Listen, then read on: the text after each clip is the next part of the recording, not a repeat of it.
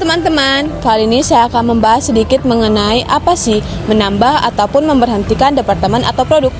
Menambah ataupun memberhentikan departemen atau produk merupakan pertimbangan-pertimbangan dalam mengambil keputusan untuk menambah ataupun memberhentikan produk. Apakah produk ini nanti akan memberikan keuntungan laba pada perusahaan atau malah memberikan kerugian pada perusahaan? Baiklah teman-teman semua, di belakang adalah teman-teman kelompok kita pada diskusi kali ini. Selamat menyaksikan, bye-bye. Guys, aku masih belum paham nih tentang materi kita yang sebelumnya, tentang menambah atau memberhentikan departemen atau produk. Nah, jadi aku mau ngajak kalian bareng-bareng untuk memecahkan kasus ini.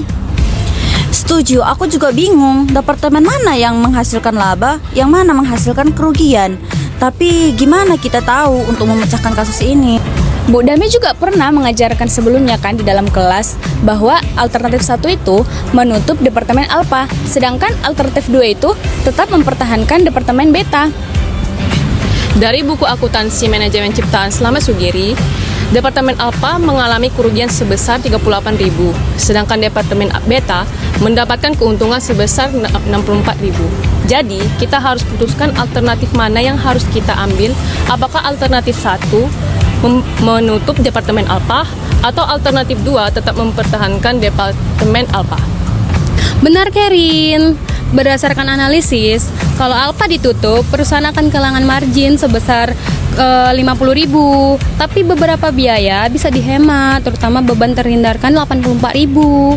Namun, ada biaya tak terhindarkan sebesar 160.000 yang tetap harus dibayar meskipun alfa ditutup. Jadi kalau ditutup, laba bersih turun dari 26.000 jadi 16.000. Tapi kalau misalnya kita tutup departemen alfa, puluhan karyawan akan kehilangan pekerjaan. Mereka sudah bekerja keras selama ini. Kita juga akan kehilangan pelanggan tetap yang loyal terhadap produk alfa. Aku paham, Dis, tapi kita bicara angka dan efisiensi. Secara keuangan, menutup alfa bisa mengurangi beban perusahaan. Namun, menurut perhitungan finalku, menutup departemen alfa justru menurunkan laba bersih perusahaan 10.000. Jadi, secara ekonomi, menutup bukan pilihan bijak. Jadi teman-teman, di sini aku mau menjelaskan sedikit mengenai tentang alternatif. Untuk alternatif 1, jika alfa ditutup, laba bersihnya sebesar Rp16.000. Namun dan untuk alternatif 2, jika alfa dipertahankan, laba bersihnya sebesar Rp26.000.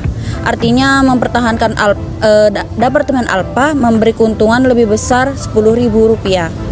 Jadi secara finansial, mempertahankan departemen alfa lebih menguntungkan meski kecil.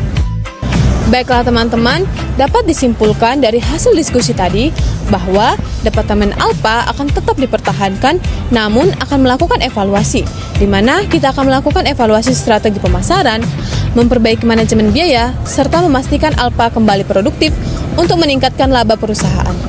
Baiklah teman-teman, sampai di sini video diskusi kita pada kali ini. Semoga video ini dapat bermanfaat untuk kita semua dan sampai jumpa di video diskusi selanjutnya. Bye-bye.